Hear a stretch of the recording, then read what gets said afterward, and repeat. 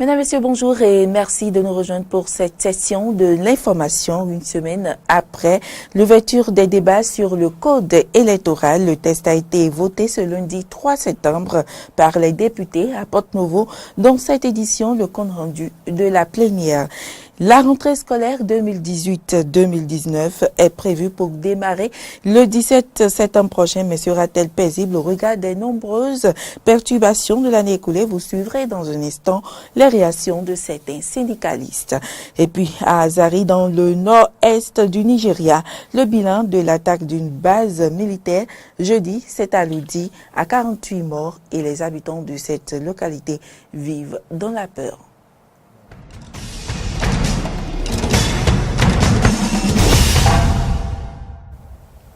Bienvenue dans cette édition. Les députés à l'Assemblée nationale ont achevé ce lundi l'examen du code électoral.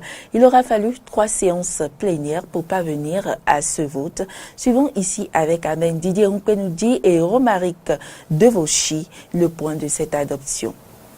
Fait pour parfaire ce texte de loi tel que proposé par la commission des lois. L'honorable Guy Mitokpe sur la question de la représentativité au plan national et la promotion électorale de la jeunesse fait des propositions.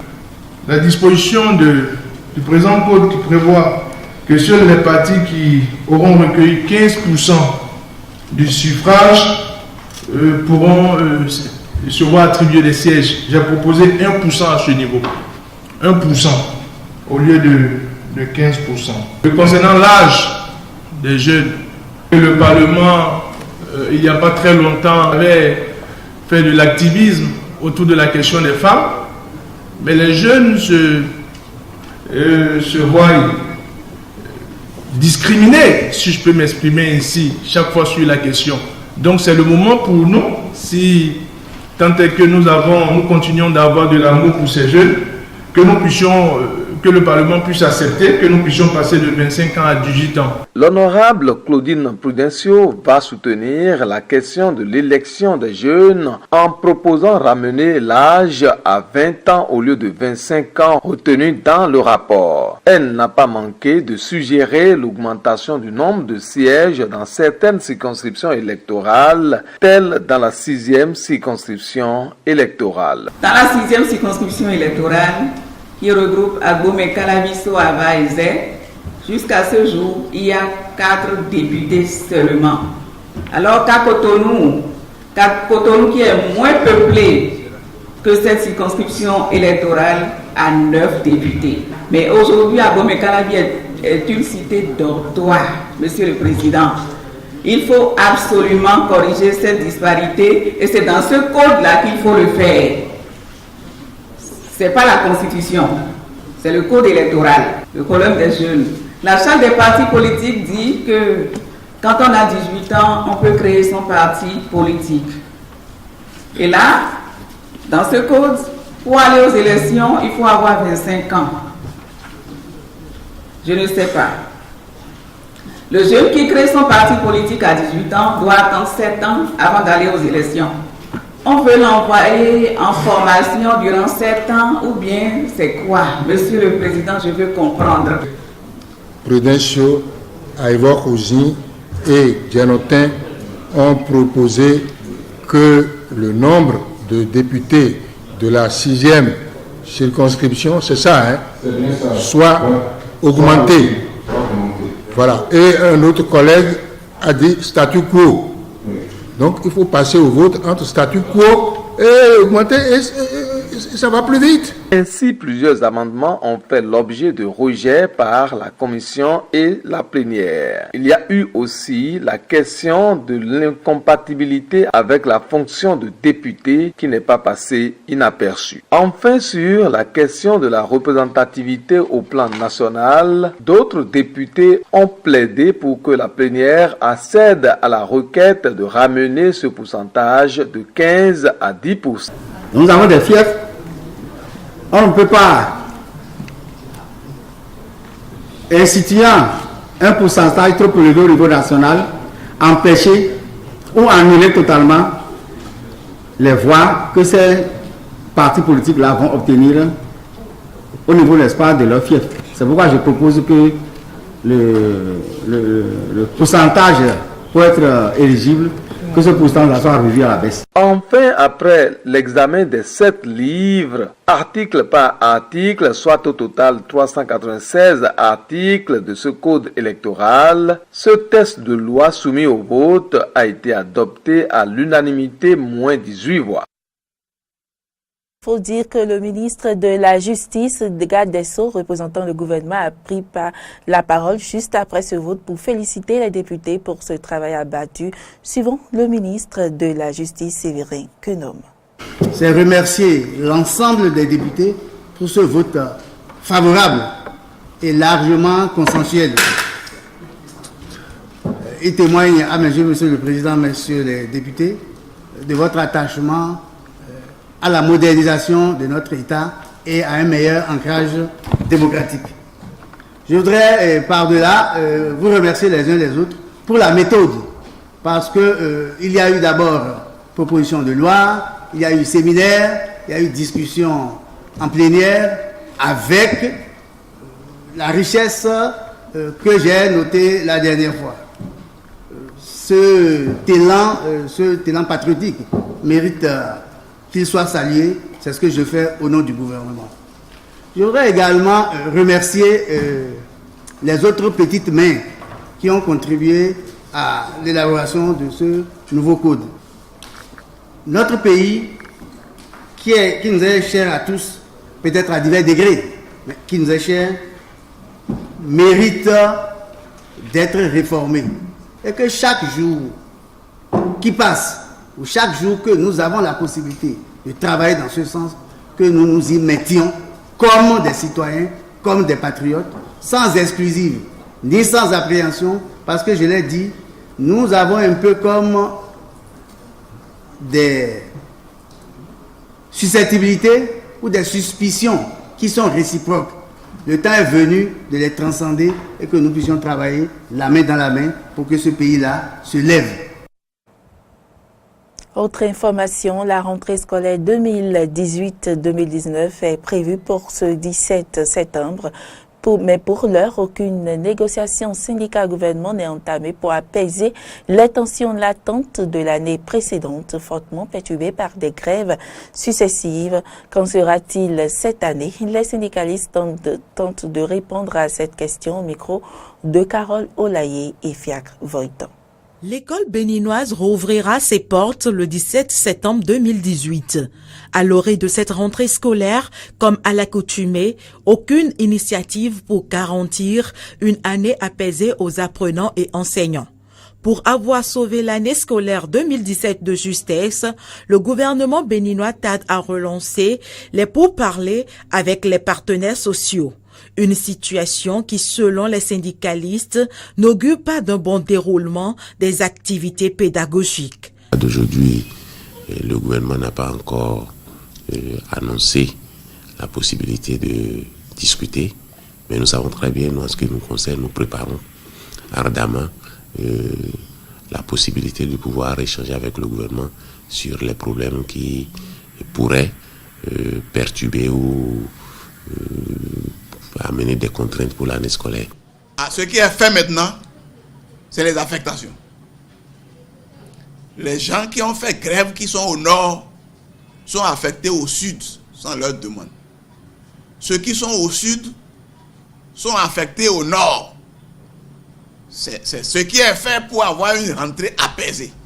Y compris même des directeurs d'école. Il y a des gens qui sont à 1 an, 2 ans de la retraite, 5 ans de la retraite. Ils sont affectés, déchargés même.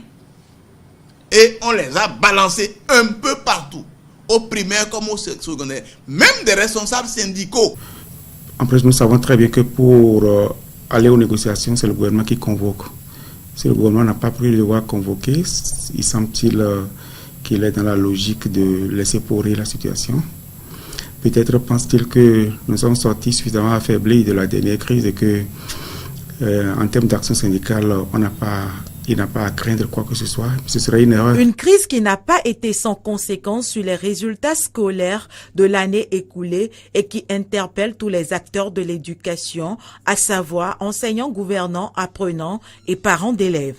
Et pourtant, plusieurs réformes du gouvernement sont annoncées afin de régler les maux qui minent le secteur de l'éducation béninoise. Des réformes qui, pour les syndicalistes, seront infructueuses si les revendications ne sont pas prises en compte. Quelle est la préparation qui est faite pour aller vers là? Maintenant, non seulement les conditions matérielles requises ne sont pas remplies, mais en plus de ça, la ressource humaine qui doit avoir une certaine motivation, une certaine, un certain apaisement d'esprit pour pouvoir donner le meilleur de lui-même. On fait tout pour la mépriser, cette ressource humaine. Il y a les questions des contractuels. Une question urgente où des gens sont restés sans salaire depuis 10 ans jusqu'à aujourd'hui. Les éducateurs et éducatrices de la maternelle sont sans salaire. Certains même ont des contrats, sont sans salaire. D'autres travaillent sans contrat. Et l'avance sur salaire qu'on leur payait a été coupé. D'autres qui sont des contractuels qui sont restés sur le même salaire depuis 10 ans sont restés comme ça. Aucune satisfaction n'a été donnée. Et ces problèmes-là, nous nous battrons pour que le gouvernement puisse apporter les éléments de réponse qu'il faut pour que les différents acteurs soient en confiance pour pouvoir démarrer la nouvelle année. De toutes les façons, vous savez, en matière de dialogue et de relations, c'est une question de rapport de force. Et nous savons que les forces, en ce qui nous concerne, n'ont pas été entamées. Donc nous avons encore les moyens de faire les pressions qu'il faut pour obtenir les résultats. Des mises en garde qui non seulement interpellent le gouvernement, mais aussi les parents d'élèves qui restent passifs dans ce bras de fer entre les centrales et confédérations syndicales et le gouvernement. Et vous le savez déjà, selon un décret du président de la République en date du 25 juillet 2018, il a autorisé l'introduction à compter du 3 août 2018 une contribution sur la consommation des services de communication électronique fournis par les réseaux ouverts au public. Pour les réseaux sociaux, il s'agit d'une taxe de 5 francs CFA par mégaoctet. Cette mesure a suscité l'indignation des internautes qui ont lancé une campagne de protestation sur le net. Dans la foulée, une pétition a été lancée avec comme résultat près de 7000 signataires à ce jour. Les internautes sont aussi invités à se désabonner des pages officielles des autorités. Quelques citoyens rencontrés à Cotonou donnent leur avis sur cette taxe sur les réseaux sociaux. C'est l'Internet qui fait tout maintenant sur tous les travaux maintenant sur le plan mondial. C'est l'Internet qui fait tout. Donc si le gouvernement peut essayer de faire quelque chose et diminuer le coût, ça serait bien. Et augmentation, c'est pas bien. Pour augmenter, c'est pas bien. Je pense que d'une certaine façon, c'est empêcher les jeunes de travailler dans le domaine du numérique au Bénin, parce que vous n'êtes pas sans savoir que pour travailler dans le domaine du numérique, il faut avoir accès à l'Internet, et surtout c'est à travers des images que ça se passe. Il faut faire des petites vidéos, des images pour intéresser les gens.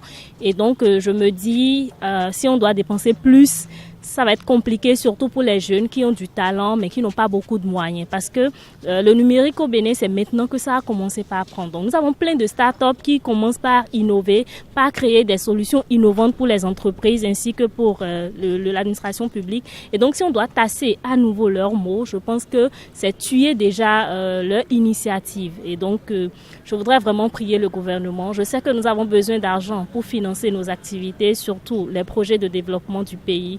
Mais si on peut aussi dans le même temps aider les jeunes à entreprendre et aider à résorber le problème du chômage, ce serait très intéressant. La décision, elle est d'un côté salutaire, mais également il ne faut pas voir les choses dans seulement un sens. Il faut les voir également autrement. Donc lorsqu'on va vouloir voir cette décision sous un autre angle, on dirait que ça nous punit un peu, quoi. Parce que nous aurons du mal à être en contact, à être connectés à nos parents qui ne sont pas ici au Bénin, mais qui sont à l'extérieur. Imaginez quelqu'un qui, simplement à travers son téléphone, est en connexion et en contact avec ses parents qui sont à l'autre bout du monde, c'est-à-dire l'Europe, les Amériques, tout ça. Donc ce jeune-là, il serait confronté à l'achat d'unités. Vous connaissez le coût. Et puis le tronçon Alada Centre, arrondissement de Togoudo, est totalement dégradé. Les usagers de cette route souffrent le martyre. Le constat est bien désolant. Laurent Toninkes et Fiak Voriton. Voici l'aspect que présente le tronçon Alada Centre, arrondissement de Togoudo, dans la commune d'Alada. Une voie complètement dégradée qui fait souffrir les usagers. Se rendre dans l'arrondissement de Togoudo et les localités environnantes par ce tronçon est depuis des mois un calvaire. Vraiment, la voie là, c'est pas du tout facile pour nous. On souffre trop, nous souffrons trop sur la voie. Même si les malades, une femme enceinte ou bien les malades souffrant pas sur la voie là, c'est difficilement que nous traversons. Ça, c'est très difficile pour nous. La voie est totalement dégradée. Les populations éprouvent beaucoup de difficultés pour effectuer les activités. Des fois, sur la voie qui quitte Togoudo pour Alada, ils sont victimes des cas d'accidents. D'autres finissent mal à l'hôpital. Une situation qui passe sous silence bien que cet arrondissement dispose des cadres et leaders politiques. La commune d'Alada a un maire et cet arrondissement dispose également d'un chef. Et pourtant, cet état de choses perdure. Les populations ne les voient qu'en période électorale. Cette voie donne accès à un hôtel de la commune et au palais royal d'Alada qui, selon l'histoire, est le berceau de la royauté au Bénin méridional et berceau du Vaudou. À Togo ici, nous avons des politiciens, nous avons des élites, nous avons des intellectuels. Ils ont le bagage intellectuel qu'il faut. Mais on les trouve simplement lors des élections, des campagnes électorales. Ils viennent pour corrompre la population avec des paroles mieureuses. Ils ne font rien de bon. Nous sommes natifs de Togoudo et on a beaucoup de leaders politiques à Togoudo ici. Et chaque fois quand on les présente le problème de la route, vraiment c'est difficile. On ne nous dit rien. Mais je suis découragé par rapport à la situation de cette voie-là. Parce que pour quitter Togoudo en ville, c'est difficile. Et nous avons le palais royal d'Alada qui est là. C'est à partir de ce palais que le royaume d'Abomey est né. C'est à partir de ce palais que le royaume de Porto-Novo est né. Et tout le monde quitte n'importe où pour arriver au palais ici. Et c'est difficilement les gens viennent visiter le palais. Et c'est très mal. J'invite les politiciens, nos maires, nos intellectuels, pour qu'ils aident la population à quitter ce problème qui les secoue chaque jour. Cette voie a été identifiée pour être bitumée depuis l'ancien régime, mais depuis l'avènement du régime de la rupture, ce projet semble être classé. Mais à défaut des actions du gouvernement, la mairie est censée faire quelque chose. À ce niveau également, rien. Les leaders politiques et cadres de cette localité de la commune d'Alada sont appelés à faire taire les intrigues politiques et de penser à soulager les peines des populations.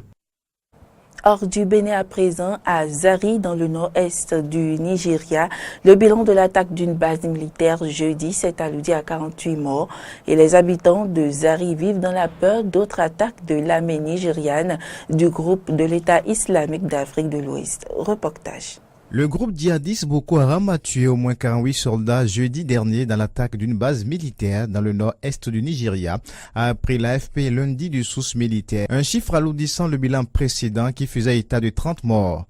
Une autre source militaire contactée sur place fait état du même bilan, indiquant également que l'attaque a blessé 20 soldats en plus des 48 tués.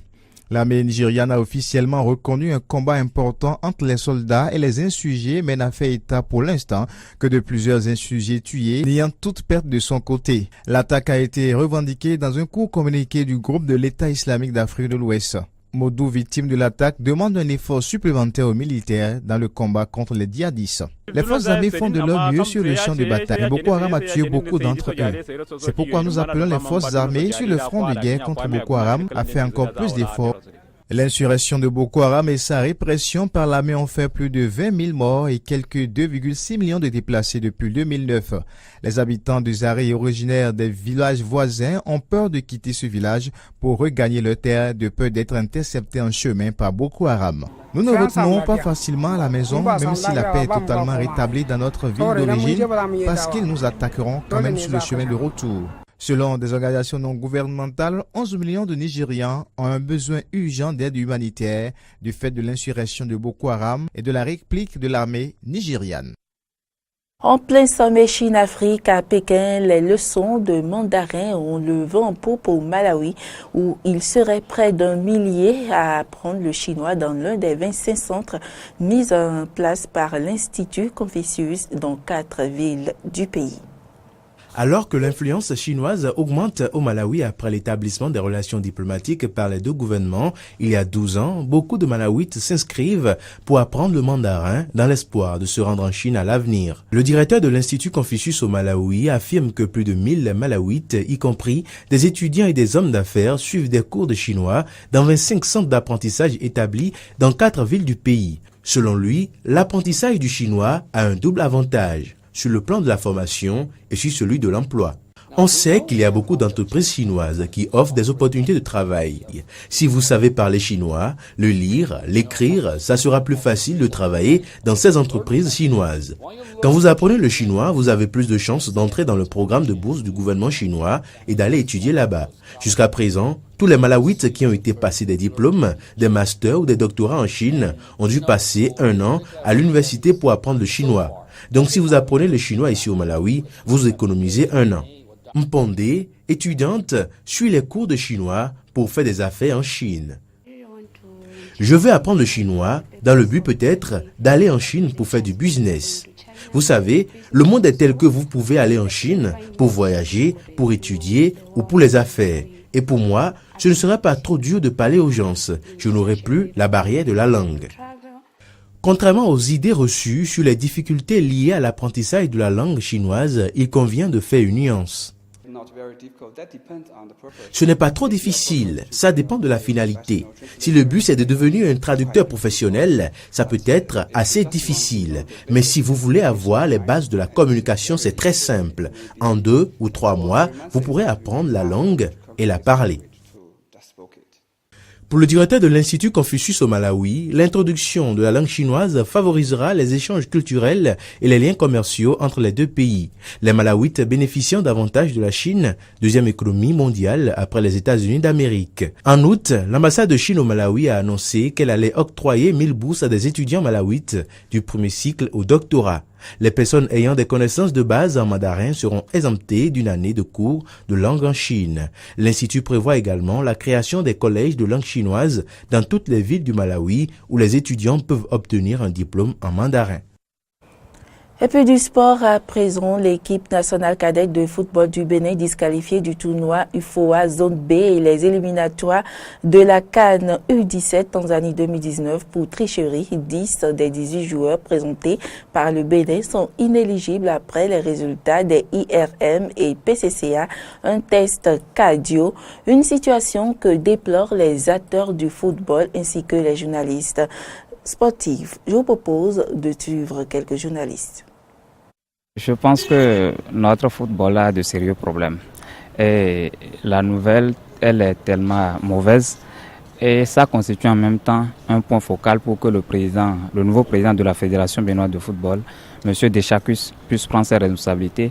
Et plus loin encore, le ministre Oswald Homeki, qui est un homme de parole, puisse aussi travailler pour que les têtes puissent tomber.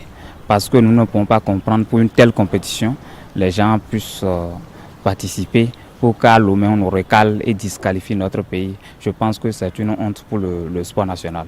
C'est quelque chose qui frappe un peu, ça fait un peu mal. Vous savez, l'enjeu du football béninois ou de tous les pays, c'est de permettre aux plus talentueux de représenter valablement leur pays. Qu'on en vienne à ce que l'on élimine des gens à cause d'un critère d'âge, je trouve que c'est un peu rigoureux. Personnellement, je pense que la Fédération béninoise de football a manqué d'un peu de rigueur par rapport à ça. Sinon, le ministère du Tourisme, de la Culture et des Sports a quand même pris les dispositions nécessaires. Mais je pense que c'est la fédération qui a manqué d'un peu de rigueur. Je pense que c'est cela. Vous voyez, c'est ce que nous regrettons dans ce pays. C'est l'image même du Bénin, ça. Et pour accéder à n'importe quelle chose dans ce pays, il faut frauder. Il faut frauder. C'est dommage. Vraiment dommage parce que c'est l'image du pays qui est souillée à l'international. Nous envoyons donc nos garçons qui ont subi des tests ici, qui ont certainement révélé qu'ils étaient en âge. Mais voilà que l'analyse IRM à l'étranger a révélé que 10 joueurs sur je ne sais quoi, combien, 10 joueurs sur 18 ne sont pas en âge, qu'ils ont fraudé. C'est dommage, c'est simplement dommage. Je le regrette. Monsieur Deschacus Mathurin, qui vient d'être élu président de la Fédération béninoise de football, a du pain sur la planche. Il doit donc faire le ménage au sein de notre football pour que de telles choses ne se reproduisent pas. Vous venez plutôt de suivre quelques férus du football. Ils se prononçaient sur la disqualification de l'équipe nationale cadette de football du Bénin, du tournoi UFOA Zone B et les éliminatoires de la CAN U17 Tanzanie 2019. Mesdames, Messieurs, ainsi s'achève cette édition. Merci pour l'attention et à demain.